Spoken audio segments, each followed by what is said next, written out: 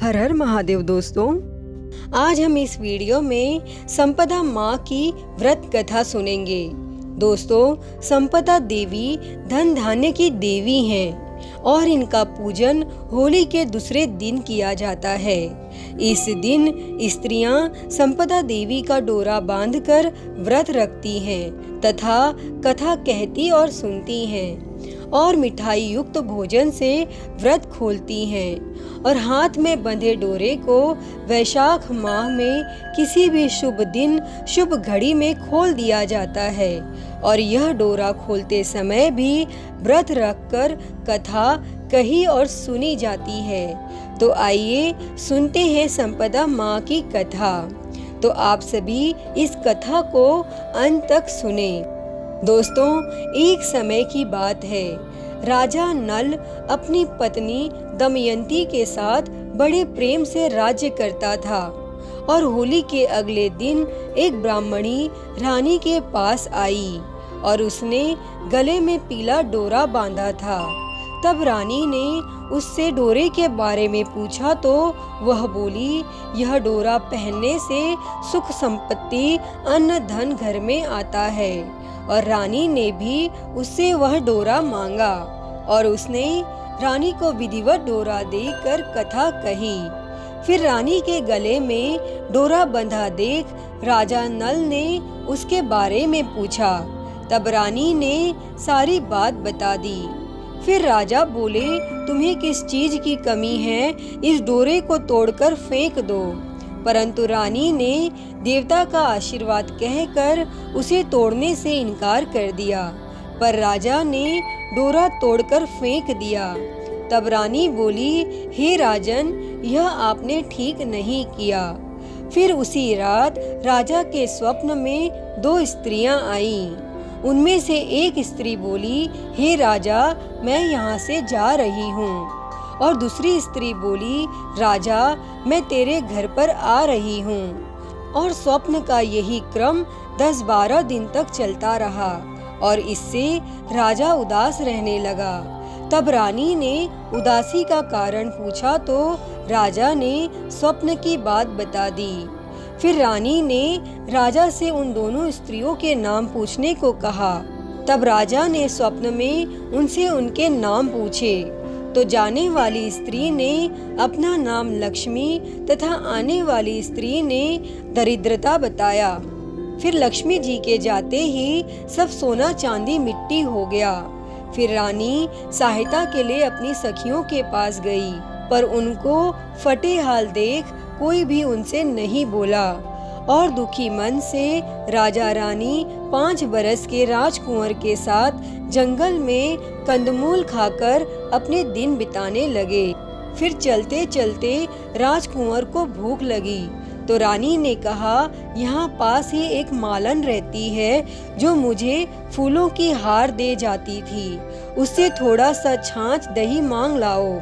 तब राजा मालन के घर गया और वह दही बिलो रही थी।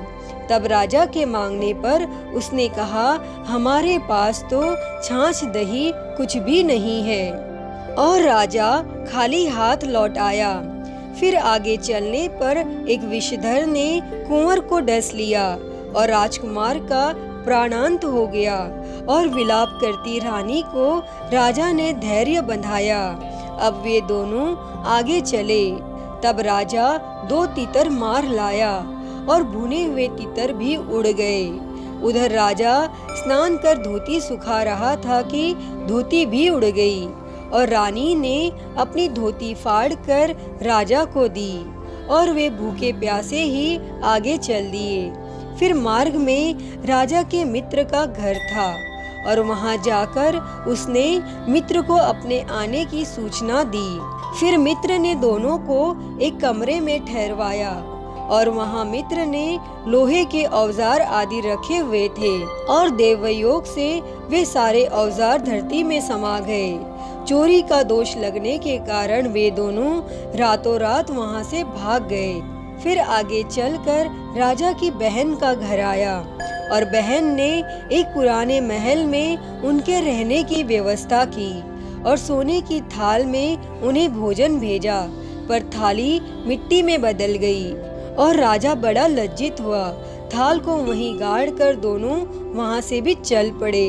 फिर आगे चलकर एक साहूकार का घर आया और वह साहूकार राजा के राज्य में व्यापार करने के लिए जाता था। तब साहूकार ने भी राजा को ठहरने के लिए पुरानी हवेली में सारी व्यवस्था कर दी और पुरानी हवेली में साहूकार की लड़की का हीरों का हार लटका हुआ था और पास ही दीवार पर एक मोर अंकित था और वो मोर ही हार को निगलने लगा। तब यह देखकर राजा रानी वहां से भी चले गए। अब रानी बोली, किसी के घर जाने के बजाय जंगल में लकड़ी काट बेचकर ही हम अपना पेट भर लेंगे। फिर रानी की बात से राजा सहमत हुआ, अतः वे एक सूखे बगीचे में जाकर रहने लगे। तब राजा रानी के बाग में जाते ही बाग हरा भरा हो गया और बाग का मालिक भी बड़ा प्रसन्न हुआ। उसने देखा कि वहाँ एक स्त्री पुरुष सो रहे थे और उन्हें जगाकर बाग के मालिक ने पूछा कि तुम कौन हो? तब राजा बोला, मुसाफिर हैं, मजदूरी की खोज में इधर आए हैं। यदि तुम रख लो तो यही हम मेहनत मजदूरी करके पेट पाल लेंगे। और फिर दोनों वहीं नौकरी करने लगे। फिर एक दिन बाग की मालकिन संपदा देवी की कथा सुन डोरा ले रही थी। तब रानी के पूछने पर उसने बताया कि यह संपदा देवी का डोरा है। फिर रानी ने भी कथा सुनी और डोरा लिया और राजा ने फिर पत्नी से पूछा कि यह डोरा कैसा बंधा है? तो रानी बोली, यह वही डोरा है जिसे आपने एक बार तोड़कर फेंक दिया था और उसी के कारण संपदा देवी हम पर नाराज हैं। रानी फिर बोली, यदि संपदा माँ सच्ची हैं तो फिर हमारे पहले के दिन लौट आएंगे। और फिर उसी रात राजा को पहले की तरह स्वप्न आया। एक स्त्री कह रही थी, मैं जा रही हूँ, और दूसरी कह रही थी, राजा मैं वापस आ रही हूँ। तब राजा ने दोनों के नाम पूछे तो आने वाली ने अपना नाम लक्ष्मी और जाने वाली ने दरिद्रता बताया। तब राजा ने लक्ष्मी जी से पूछा, अब जाओगी तो नहीं? तब लक्ष्मी जी बोली, यदि तुम्हारी पत्नी संपदा जी का डोरा लेकर कथा सुनती रहेगी तो मैं नहीं जाऊंगी, और यदि तुम डोरा तोड़ दोगे तो मैं चली जाऊंगी। फिर एक दिन बाग की मालकिन जब वहाँ की रानी को हार देने जाती है तो वह हार दमयंती गूंथ कर देती है। तब हार देखकर वह रानी बड़ी प्रसन्न हुई। फिर उसने पूछा कि यह हार किसने बनाया है? तो मालन ने कहा, कोई पति पत्नी बाग में मजदूरी करते हैं, उन्होंने ही बनाया है। तब रानी ने मालन को दोनों परदेसियों के नाम पूछने को कहा और उन्होंने अपना नाम नल दमयंती बता दिया। फिर मालन दोनों से क्षमा याचना करने लगी। तब राजा ने उससे कहा, इसमें तुम्हारा क्या दोष है? हमारे ही दिन खराब थे, अब दोनों अपने राजमहल की तरफ चले। तब राह में साहूकार का घर आया और वे साहूकार के पास गए। तब साहूकार ने नई हवेली में ठहरने का प्रबंध किया। तब राजा बोला, मैं तो पुरानी हवेली में ही ठहरूंगा। और वहाँ साहूकार ने देखा कि दीवार पर चित्रित मोर 9 लखे हार को उगल रहा था। तब साहूकार ने राजा के पैर पकड़ लिए और राजा ने कहा, दोष तुम्हारा नहीं, मेरे दिन ही बुरे थे।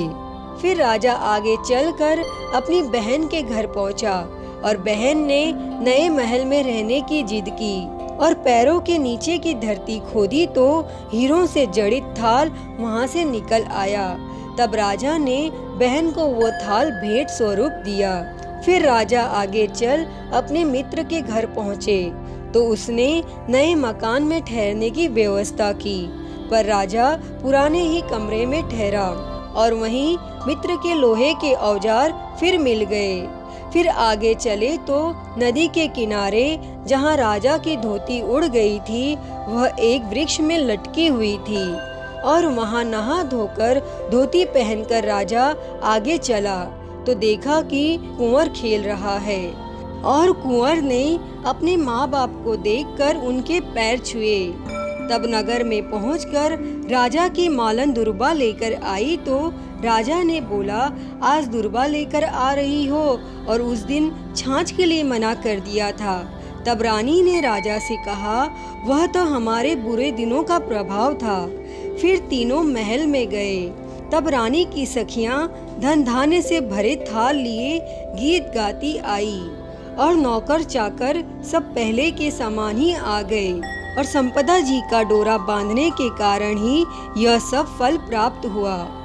इसीलिए दोस्तों, सभी को श्रद्धा पूर्वक माँ संपदा जी की पूजा करनी चाहिए और स्त्रियों को कथा पूजन कर डोरा धारण करना चाहिए। हे संपदा माता, जैसी कृपा आपने उस राजा और रानी पर करी, वैसी ही कृपा इस कथा को कहते, सुनते और हुंकारा भरते पर सदैव करना। तो बोलिए संपदा माता की जय। तो दोस्तों, यह थी संपदा माता की कथा। आप सभी ने इस कथा को अंत तक सुना, उसके लिए बहुत बहुत धन्यवाद। अगर आप सभी को यह वीडियो पसंद आई हो तो प्लीज़ इसे लाइक करें, कमेंट करें और ज़्यादा से ज़्यादा शेयर करें और मेरे चैनल को सब्सक्राइब कर नोटिफिकेशन बेल को ज़रूर ऑन करें। हर हर महादेव। धन्यवाद।